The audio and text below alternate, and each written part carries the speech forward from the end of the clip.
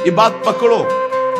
जो साधक ये बात नहीं पकड़ते वो उन्नति को प्राप्त नहीं होते। नियमावली की हो बस, फिर मनमानी आचरण से हमारा नियम तो हो गया ना, गुरुदेव ने कहा हो गया, वो क्या नहीं। ये तो प्रारंभिक लगाने के लिए कहा गया है। साधना का स्वरूप है अनन्य चिंतन, अखंड तैल धारावत निरंतर भजन, सातु दीर्घ काल निरंतर सत्कार सेवितो दृढ़ भूमि।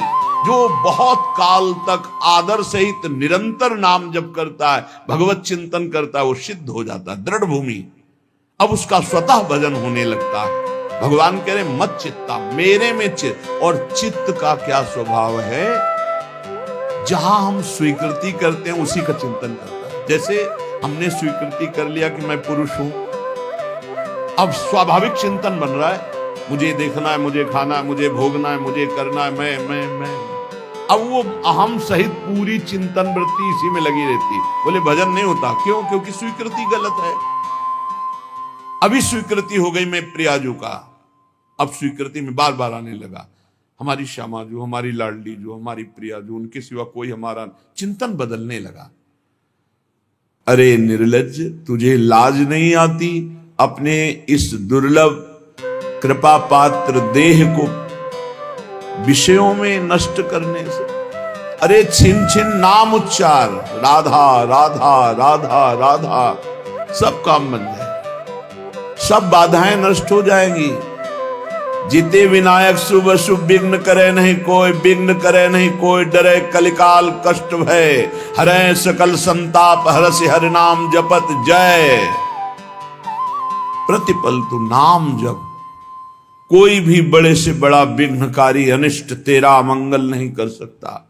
जिसकी जिह्वा पर नाम है तो जिते विनायक शुभ शुभ विघ्न करे नहीं कोई, क्योंकि बहुत बड़ा रक्षक नाम जिह्वा पे विराजमान है, बहुत बड़ा पहरेदार नाम है, अंगरक्षक है।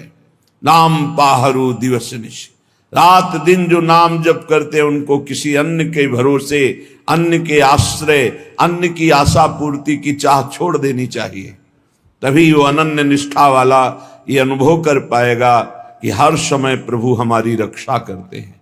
जो नाम जप करते हैं हर समय प्रभु रक्षा करते हैं। उपासक सोता है और प्रभु जागकर उसकी रक्षा करते हैं। गोस्वामी तुलसीदास जी की रामचरितमानस की कृति को गंगा जी में प्रवाहित करने के लिए दो ईर्ष्यालु गए तो देखा कि दरवाजे पर श्याम गौर जोरी राम लक्ष्मण जी धनुष बिल्कुल प्रत्यंचा खींचे हुए खड़े, भयभीत होकर दूसरे दरवाजे वहां भी देखा।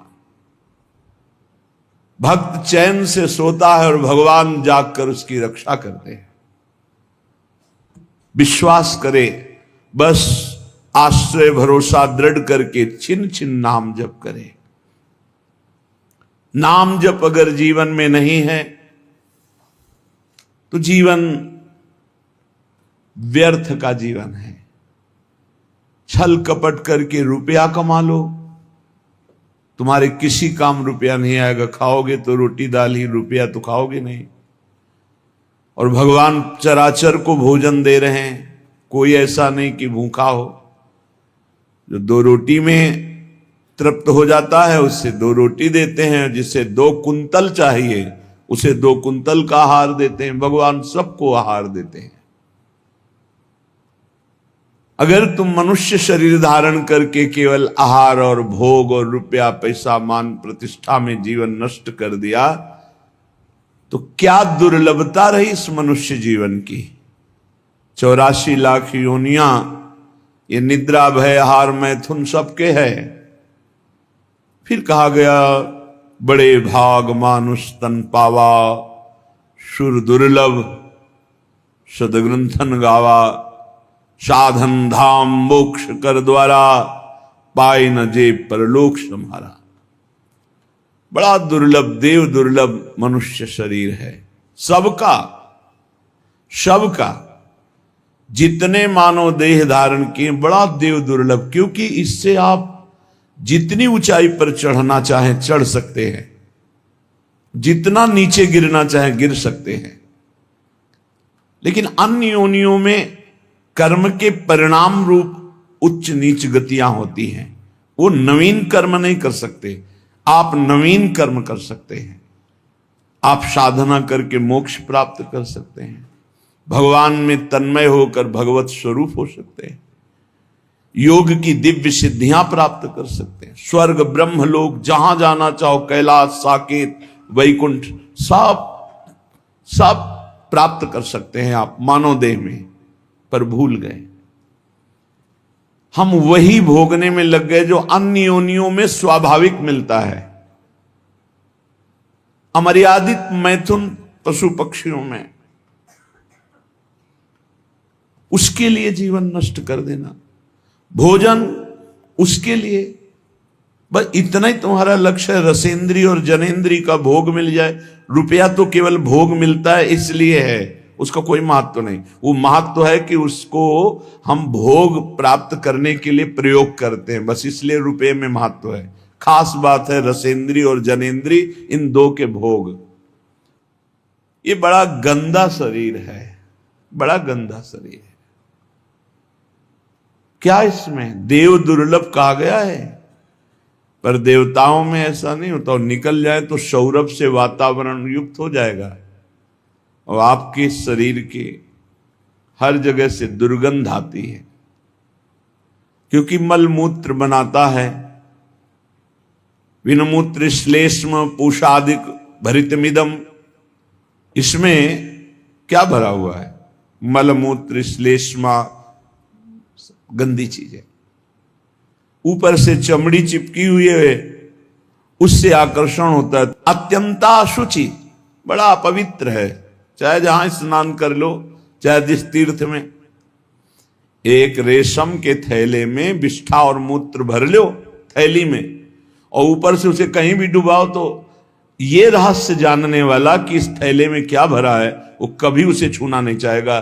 चाहे जिस पवित्र स्थान में उसको गोते लगा के लाओ, यही लगेगा यह पवित्र है। इसलिए श्रीपाद करें अत्यंता अशुचि बीभत्स घृणास्पद और अपवित्र। क्यों? यही मलाशय मूत्राश्रय है, ऊपर से चमड़ी केवल है। हम नहा लिए तो बोले हम पवित्र हो गए, वो है अंदर। पवित्र तो हो गए जब भगवान का चिंतन होगा। अगर भगवान का चिंतन नहीं तो आप कहीं भी आओ, पवित्र नहीं हो सकते। बाह्य और भीतर पवित्रता भगवान की स्मृति से है।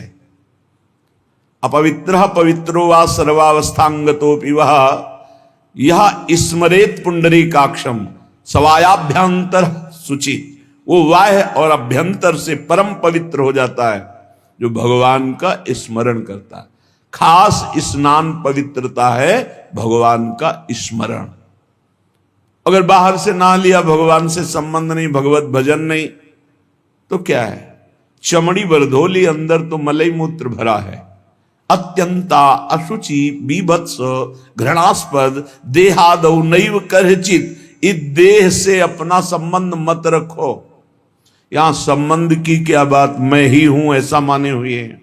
इतना जोर का संबंध है कि ये हम भूल गए कि हमारी देह है। हम ये मान लिए कि मैं ही देह हूं। देख लो आप कैसे, तो आप बोलेंगे गोरे काले स्वस्थ अस्वस्थ, तो देह का ही परिचय तो बता रहे हैं। मैं को देह में मिला दिया। मेरा तो चलो थोड़ा दूरी करके वर्णन हुआ, लेकिन मैं ही शरीर हूं, बस यही भावना। कितना घोर अज्ञान अंधकार छा गया। कह रहे देहादौ नैव करचित। इस देह में मैंपन भूल करके भी मत करो, नहीं तो नष्ट हो जाओगे। क्या नष्ट हो जाओगे? बोले सर्वात्मार्थोरुविघ्नम कलय यदि मनोयोषिताम भावनिघ्नम। तुम्हारा परम मंगल होने के लिए मानव देह मिला और तुमने अपने को देह मान लिया, स्त्री मान लिया, पुरुष मान लिया। भोगों के लिए मन ललचाएगा, क्योंकि देह भाव में भोग है। भगवत भाव और ब्रह्म भाव, दास भाव, सख्य भाव, कांता भाव, इनमें कहीं काम नहीं है। ये जो सिद्ध भाव है इनमें काम नहीं। देह भाव में ही सारी कामनाएं विकार हैं। अगर तुम इस अपवित्र देह में मैं को मिला दिया तो इसका परिणाम होगा बार बार जन्म, बार बार मरण, अशांति, चिंता, शोक, दुख, ये सब प्राप्त होगा। सर्वात्मार्थोर विघ्नम, ये परम आनंद में भारी विघ्न है शरीर। कब? जब मैं को शरीर में मिला दिया। अगर मैं को अलग करके देख रहे हो जो है और शरीर को अलग करके देख रहे हो तो आप इस पर शासन कर लोगे, नहीं ये गलत आचरण है, नहीं होने दूंगा। और मैं जब शरीर बन जाओगे तो आपको सुख बुद्धि होने के कारण ये ज्ञान होने पर भी कि ये गलत है आप नहीं रोक पाएंगे। सर्वात्मार्थोर विघ्नम, केवल विघ्न ही विघ्न होगा, भारी दोष। शरीर राग से इतने दोष पैदा होते हैं, जितने ग्रंथ और पंथ हैं सब इसी के हटाने के लिए है, शरीर राग मात्र के लिए। शरीर राग से अन्य राग सब हैं। एक दो भाई, खेती का बंटवारा हो रहा है, कुछ हाथ खेती बड़े भाई वाले खेत में ज्यादा है। लड़ाई शुरू हुई, छोटे भाई ने मार डंडो बड़े भाई को मार डाला, छोटा भाई जेल गया। खेती वैसे ही पड़ी। माया का नाटक तो देखो, एक का दिव्य मानव देह जो भगवत प्राप्ति कर सकता था वो मारा गया, एक का जेल प्राप्त हो रही। दोनों अज्ञान की दशा में जीवन को नष्ट कर दिए। एक कथा, पूरा संसार इन्हीं वासनाओं के खेल में। सर्वात्मार्थोर विघ्नम, जहां मैं को शरीर में मिला दिया गया, इतनी कामनाएं प्रकट हो गई, वासनाएं प्रकट हो गई, इतना अहंकार प्रकट हो गया कि विघ्न ही विघ्न, पूरा जीवन अशांति। अध्यात्म के बिना स्वप्न में भी कोई शांति प्राप्त नहीं कर सकता। चाहे जितना रुपया कमा लो, चाहे जितने अरबों की संपत्ति एकत्रित कर लो, तुम अशांत रहोगे, तुम चिंता युक्त रहोगे, तुम दुख युक्त रहोगे, तुम मृत्यु से भयभीत रहोगे और बार बार तुम्हें जन्मना मरना पड़ेगा। अध्यात्म के बिना कुछ भी प्राप्त हो जाए। ऐसे ऐसे राजा हुए जिन्होंने विश्व के माने हुए वैद्यों को पास रखा, विश्व की औषधियां रखी, बड़ी बड़ी व्यवस्थाएं रखी कि एक जरा सी छींक हो कि हजारों प्रकार की औषधि, वो भी मर गए। मृत्यु ने उनको भी मिटिया मेट कर दिया। क्या व्यवस्था करोगे? ऐसे ऐसे भोग विलासी चक्रवर्ती सम्राट, ऐसा ऐसा कहां सब खत्म। भूल मत करो, मैं को शरीर में मत मिलाओ। ये जो मिल गया है इसी को हटाना है। जड़ चेतन ग्रंथि पड़ गई, यद्यपि मृषा छूटति कठिनाई। निघ्न दुष्टेन्द्रियाणि प्रसभ मुदय भांज युद्यतामर्षदंडई। तुम अपनी इंद्रियों को दुलार करके उनके प्रसन्न करने के लिए उनको छूट दे देते हो, जाओ भोगो, वही तुम्हारे को बंधन प्राप्त कराती है। यद्यपि मृषा छूटति कठिनाई, जलन पैदा की। ऐसा क्यों किया? कभी नहीं करूंगा, फिर वही अज्ञान, बार बार नहीं करूंगा और बार बार वही करते। फिर भगवान दंड विधान कर देते हैं। एक दो बार तुमसे गलती हुई, क्षमा याचना की, या बहुत गलतियां हो गई, सत्संग सुना, बुद्धि पवित्र हो रही, अब लो नशानी अब ना नशइयो, तो भगवान कृपालु है, वो कह रहे अहम त्वाम सर्व पापेभ्यो मोक्षयिष्यामि मा शुचः। मैं तुम्हें पवित्र कर दूंगा, सारे पाप नष्ट कर दूंगा, अब तो होश में चलो। नहीं, निघ्न दुष्टेन्द्रियाणि, ये दुष्ट इंद्रियां बार बार जीव को घसीट करके भोगों में डाल देती। तो क्या करें? गुस्सा करो इन इंद्रियों के ऊपर, अनुमति मत दो, इनको दंड दो, उपवास करो। नाम का दंड दो, खूब नाम जप करो, परेशानी पैदा, परिक्रमा लगा, निकल जाओ गिरिराज जी की परिक्रमा में, 5-7 घंटे नाम जप करते हुए पूरी परिक्रमा, आराम आराम से, दौड़ने की जरूरत नहीं, 5-7 घंटे में आराम आराम से नाम जप कर देखो। अगर तुम्हारा उसी समय दिमाग परिवर्तन न होने लगे तो बताना। ऐसा बगीचा है संसार कि इसका मनोरंजन करने का मन हो ही जाता है, और जो मनोरंजन में फंसा हुआ आज तक नहीं निकल पाया, जब से सृष्टि हुई आज तक इस जादू के बगीचे से नहीं निकल पाया। कहीं न कहीं वो कंचन, कामिनी, कीर्ति, कहीं न कहीं वो फंसा मिलेगा। अगर आप इसे मैं को शरीर से हटा दें तो आप जीत जाए। जब तक अपने को पुरुष स्त्री मानेंगे, मैं को शरीर में मिलाए रखे, तब तक कुछ भी साधन कर लो, सवाल हल नहीं होगा। और यह होता है स्वीकृति से। स्वीकृति से बड़ा परिवर्तन सूक्ष्म शरीर पर पड़ता है आपकी स्वीकृति का। जैसे हम पहले सन्यास में थे तो स्वीकृति हो गई कि अब सन्यासी, तो स्वप्न में अपने को सन्यासी ही देखते थे। अब जब स्वीकृति हुई मैं श्री जी के चरणों का दास, अब स्वीकृति, तो इस सूक्ष्म शरीर स्वप्न में यही दर्शन कराता है। जब स्वीकृति हुई मैं श्री जी की सहचरी, तो उस स्वीकृति में ना ये भेष होगा, ना पुरुष शरीर होगा, वही स्वीकृति। स्वीकृति कर लिया मैं स्त्री मैं पुरुष, इसी स्वीकृति में सारे दोष बैठे हुए हैं। स्वीकृति कर लिया मैं प्रभु का दास, इसी स्वीकृति में आपको निर्दोष करने की सामर्थ्य मिलेगी।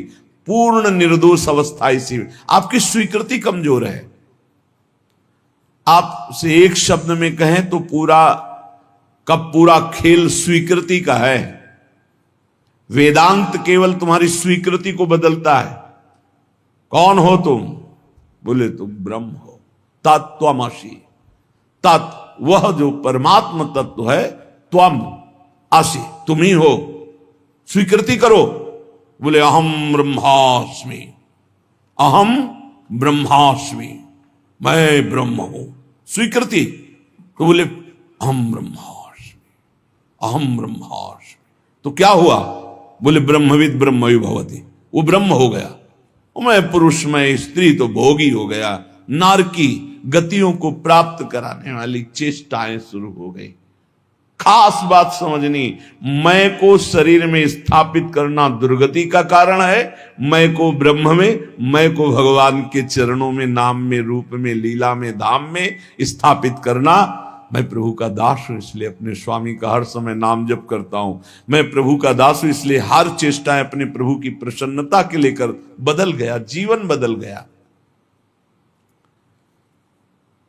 जब हम प्रभु के चरणारविंद की शुद्ध शरणागति स्वीकार कर लेते हैं तो हर विधान बड़ा मंगलमय होने लगता है। एक बार गीता वाटिका गोरखपुर में अखंड नाम संकीर्तन चल रहा था। पूज्य भाई जी श्री हनुमान प्रसाद पोद्दार जी महाराज की कृपा से बहुत ही मांगलिक दिन कट रहे थे। भगवत चर्चा हो रही, अखंड नाम कीर्तन हो रहा, बड़े बड़े महापुरुष आ रहे हैं। तो बहुत से संत महात्मा भी वहीं विराजमान थे। पूरा मांगलिक, एक मिनट भी कहीं 24 घंटे में कोई प्रपंच वार्ता नहीं। गीता वाटिका में पूज्य बाबा, राधा बाबा और भाई जी महाराज। रात का समय 50 फूस की झोपड़ियां बनाई गई थी जिनमें बड़े बड़े संत महात्मा आकर रुके हुए थे। तो लालटेन टंगी थी। लालटेन से कब क्या कैसा हुआ, घटना कैसे घटी, झोपड़ी में लालटेन टंगी है, कैसे क्या हुआ कि वो लालटेन गिरी, तेल फैला, उसमें आग फैली, वो झोपड़ी में लगी, एक झोपड़ी से दूसरी झोपड़ी, और सब संत महात्मा साधक झोपड़ियों में शयन कर हाहाकार मच गया। जल्दी जल्दी जो निकल पाए नहीं, कूद करके लोग कंबल हाथ से ढक कर जो सो रहे थे उनको उठाकर बाहर लाए। बड़ा हाहाकार मच गया। प्रचंड अग्निदेव ने रूप धारण किया, सब झोपड़ी तंबू सब खाक हो गई, राख हो गई, बहुत सी सामग्री बहुत। अब जो संसारिक लोग हैं, भक्ति के आकर्षण से आए हुए हैं, उनका देखो कीर्तन और भक्ति का ये स्वरूप। भाई जी के कान तक आवाज पहुंची। भाई जी ने कहा अग्नि का आवाहन किया जाता है, आहुतियां दी जाती हैं, अग्नि साक्षात भगवान है। हमने तो आवाहन भी नहीं किया, मेरे भगवान इस रूप में आकर के आहुति भी नहीं दी, अपने आप आकर भोग स्वीकार कर लिया। भक्ति की दृष्टि क्या है? मेरे भगवान पधारे हैं। भाई जी ने कहा कि कल जो आग लगी, तुम लोगों को आग दिखाई दे रही, मेरे को मेरे भगवान दिखाई दे रहे हैं। मुझे स्पष्ट दिखाई दे रहा, मेरे कीर्तन, मेरे भगवत चर्चा करने से भगवान अग्नि रूप धारण करके आनंद उल्लास से युक्त होकर के ये भोग स्वीकार किया। मुझे इस घटना में भगवान की कृपा दिखाई दे रही कि भगवान ने किसी का एक रोम भी नहीं झुलसाया, नहीं तो बहुतों के शरीर पूरे हो सकते थे, एक भी व्यक्ति नहीं मरा। और ये मेरी ही बात नहीं है, जो भगवान का शरणागत है उसको ऐसा ही अनुभव होता है कि भगवान की बड़ी कृपा हुई। नामदेव जी महाराज की कुटिया में आग लग गई, पूरा घर जल रहा था। लोग दौड़े, कुछ कंबल, कुछ वस्त्र आदि जो वस्तुएं निकाल पाए, बकाया सब जल गया था। नामदेव जी कीर्तन में मगन थे, कहीं एकांत में जब आए तो लोगों ने कहा बड़ी मुश्किल से ये वस्तुएं बचा पाए, और तो सब जल। तो उन्होंने कहा अरे भगवान आए मेरे घर, और हमें तो स्वागत करना चाहिए आपने, और वस्तुएं निकाल, वो सब वस्तुएं उठा के आए। वो जो आग शांत जैसी हो रही थी, फिर धुआं उठा, फिर आग लगी, फिर वो भी जल गई। गांव के लोगों ने कहा क्या इनका दिमाग, और नाच रहे, मेरे भगवान अग्नि रूप में आए, सब भगवान की वस्तु भगवान ने स्वीकार कर ली। कितनी कृपा। सर्दी का समय था, आधी रात के बाद उसी राख में लेटे भगवान ने स्वयं गरुण जी के द्वारा मंगाए हुई दिव्य दिव्य लताएं औषधियों से ऐसा सुगंधित, पूरा वातावरण सुगंधित। लोग सुबह आए, देखे नामदेव जी की सुंदर कुटिया बनी हुई, और सौरभ से वो भगवान स्वयं। और भगवान ने अपना ऊपरी वस्त्र से नामदेव जी को उड़ा दिया, उससे जान गए थे कि ये सब भगवान का किया हुआ है। दोनों में राजी हैं, आग रूप में आए, भस्म कर दिया, जय हो। आप आकर के ऐसा निर्माण, जय हो आपकी, जोई जोई प्यारो करे सोई। लोगों ने कहा महाराज रातों रात इतना सुंदर तरण का महल बन गया एकदम, और इतनी सुगंधित, इतना आकर्षण, हम भी बनवाना चाहते हैं। बोले हाँ, हमारा कारीगर बड़ा महंगा है। कितना रुपया लेगा? बोले जितना है सब जला दो, उसके बाद वो आएगा। अपने घर फूंक तमाशा देखे तब हमारा कारीगर आता है, एक भी नहीं बचना चाहिए। आसक्ति और राग का विषय। भाई जी महाराज बोले जो उपासक सर्वतोभावेन भगवान को समर्पित है, चाहे वो भक्त हो या ज्ञानी हो, वो हर घटना में निश्चल और भगवत कृपा को देखता रहता है, और वास्तविक भगवत कृपा होती है। बहुत बहुत बहुत उत्तम। भगवान के विधान को आप समझना शुरू कर देना तो हर चेष्टा भगवान आपको ऊपर उठाने के लिए करते हैं। जो भगवान को समर्पित हो जाता है, एक सिद्ध महात्मा बंगाली महात्मा थे, उन्होंने कहा जे करे हमारा तार करी सर्वनाश। जो हमसे प्यार करेगा, देख लो, जे करे हमारा आस तारे करी सर्वनाश। क्या सर्वनाश? विघ्नों का सर्वनाश, विकारों का सर्वनाश, दुख का सर्वनाश, चिंता का सर्वनाश, जन्म मृत्यु का सर्वनाश। लोग डर जाते हैं। भगवान की भक्ति अविनाशी सुख देती है।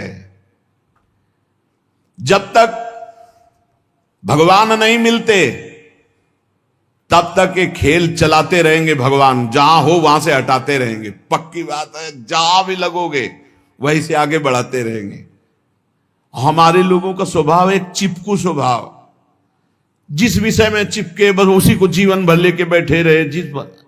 जिस बात को, जिस घर, जिस मकान, जिस शरीर, उसी में जितना कर लिया वो उतना ही, आगे नहीं। सच्चिदानंद तक पहुंचने के लिए भगवान कह रहे जे करे हमारा तार करे सर्वनाश। जहां चिपकोगे वहीं दिया सिलाई लगा दी, आगे बढ़ो, आगे बढ़ो। और ऐसी जगह पहुंचा दिया जहां दो बचे ही नहीं। प्रेम गलियति साकरी तामे दो नहीं है, दो नहीं, पक्का दो नहीं भाई, एक ही एक है, एक ही, एको हम, एको ब्रह्म द्वितीय नास। पक्का समझो, द्वितीय नास्ति। ये जो दो दिखाई दे रहा है, द्वैत दिखाई दे रहा है, इसी का सर्वनाश करते हैं भगवान। इसी का नाश करते हैं, द्वैत का नाश करते हैं, अनेकत्व का नाश करते हैं, विकारों का नाश करते हैं। इसीलिए सर्व शब्द है। जो नहीं समझता इस बात को, वो उस प्राकृतिक बातों में ले जाता है। जब तक ये शरीर मेरा है तब तक भगवत साक्षात्कार नहीं होगा। सुन लीजिए, जब तक धन मेरा है, मकान मेरा है, रिश्तेदार मेरे, नातेदार मेरे, संबंधी में भगवान की अनुभूति नहीं होगी। कल एक साधक प्रश्न कर रहे थे कि भगवान आप कहते हैं हर समय साथ हैं, कैसे साथ है, कैसे प्रमाण माने? उनसे यही था, जब तक शरीर को आप अपना मैं माने हुए, शरीर संबंधियों के रिश्ते नाते को सत्य माने हुए है, भोगों को सत्य माने हुए, तो आप सच्चिदानंद को कैसे देख सकते हैं? क्योंकि त्रिगुणात्मिका माया को देखने वाले नेत्र सच्चिदानंद को नहीं देख सकते। नहीं, हर समय है, कोई क्षण ऐसा नहीं जिस समय हमारे साथ प्रिय प्रीतम ना हो। हर समय बिल्कुल एकदम नजदीक, एकदम नजदीक। ये शरीर भी नजदीक नहीं है, इतने नजदीक प्रिय प्रीतम रहते हैं। ये कब अनुभव होगा? हमें क्यों अनुभव नहीं होगा? तो गीता जी में भगवान स्पष्ट कह रहे हैं, मय्ये वमन आधत्स्व मयि बुद्धिम। मेरे में बुद्धि, मेरे में मन। भगवान कह रहे हमारा मन कहां लगा हुआ है? शरीर में, भोगों में। बुद्धि कहां है? संसार में। मय्ये वमन आधत्स्व मयि बुद्धिम निवेशय। तो निवेशस्यसि मय्येव अत ऊर्ध्वम न संशया। बिल्कुल संशय नहीं, तुम मेरे में ही निवास करेगा, मेरे में ही निवास करेगा। अब इस राशि को समझ ले, मेरे में ही निवास करे मतलब तू रहेगा ही नहीं, मैं ही मैं रहूंगा, मैं ही मैं। श्री कृष्ण ही ब्रह्म नहीं, माया नहीं, नहीं जीव नहीं काल, अपनी उस दिना रही एक रहो नंदलाल। ये समझो, केवल हमारा कर्तव्य इतना है इस मानव देह को लेकर, मय्येव मन आधत्स्व मयि बुद्धिम निवेशय। मैं अपने मन को, बुद्धि को प्रभु के चरणों में समर्पित कर दूं, बस इतनी साधना है। इसके आगे की सारी बात अपने आप अनुभव में आ जाएगी कि मैं कौन है और तू कौन है। अब ये समर्पित कैसे हो? भगवान ने तो आज्ञा कर दी, मय्येव मन आधत्स्व मयि बुद्धिम निवेशय। तुम्हारा कर्तव्य है कि तुम अपना मन और बुद्धि मेरे में लगा दो। तो भगवान उसका साधन भी बता रहे हैं, बहुत जोर का साधन बता रहे हैं। मन बुद्धि भगवान में कैसे अर्पित हो? तो श्री भगवान कह रहे मच्चित्ता मदगत प्राणा बोधयन्तः परस्परं कथयन्तश्च मां नित्यं तुष्यन्ति च रमन्ति च तेषां सततयुक्तानां भजतां प्रीतिपूर्वकं ददामि बुद्धियोगं तं येन मामुपयान्ति ते तेषामेवानुकंपार्थ। साथ में ये भी है, तेषामेवानुकंपार्थ महमज्ञानजं तमः नाशयाम्यात्म भावस्थो ज्ञानदीपेन भास्वता। तेषामेवानुकंपार्थ, मेरी कृपा से हमें क्या करना है? हमें भगवान में चित्त को जोड़ना है, ये हमारा कर्तव्य है। अंतःकरण एक ही है, उसको लक्षणों के कारण चार कहा गया है। अंतःकरण चतुष्टय, एक ही को चार रूप में कहा। जो निश्चय करने के कारण उसे बुद्धि कहा गया, मनन करने के कारण मन कहा गया, चिंतन करने के कारण चित्त कहा गया, और स्वीकृति क्रियाओं की, भोक्तापन भाव की, तो उसे अहंकार कहा गया। तो यहां मत चित्ता, भगवत चिंतन निरंतर होता रहे। सबसे बड़ी साधना अनन्य चेता सततम, अनन्य चिंतन, अनन्य चिंतयन्तो मां।